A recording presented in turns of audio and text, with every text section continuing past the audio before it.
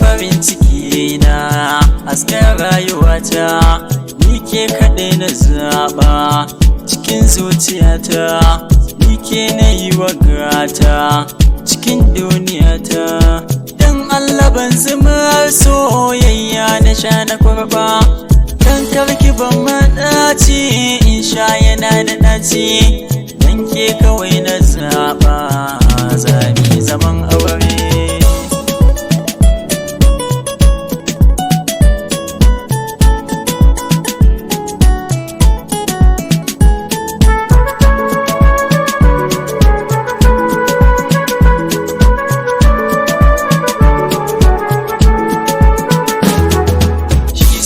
Da daɗi idan ka yi dace, in ka samu wanda yake son ka hakan babu kunce. Dan shi so yana da ruɗu da zai sa ka zauce, shi so kamar ruwan teku ne yana da girma.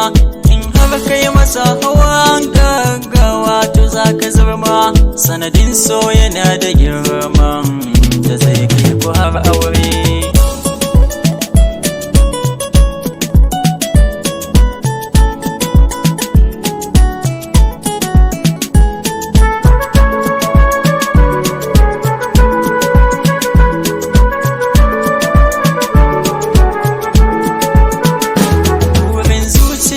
Na samu wanda nake muradiye, dan na so ta taso ni, wannan shine misali. Ko a cikin sahunan masoya mu za a yi misali, dan shi so ba a yi masa wasa ko da kalilan. Wanda ya so karge shi da gaske, matso ga misalin. Dan shi so babban sanna musamman ku yi aure.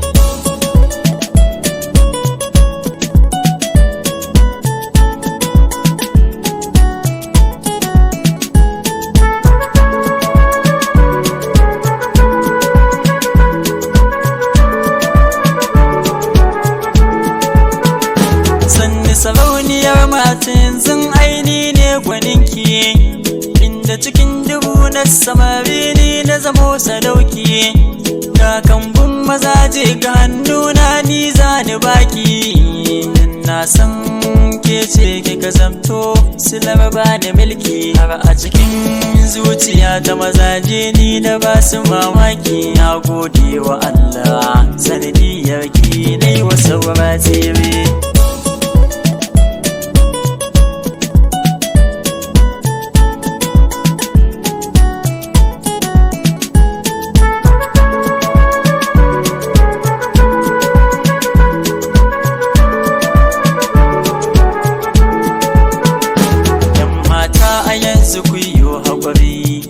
Na samu tawa dan na samu wadda ke sona da tsantsar kulawa. Kullum za ta man fira sosai da tsantsar kulawa. Yan mata ku yo haƙuri ni haske na samu tawo, dan jirgin mu yanzu ya lula babatun ma mu dawo.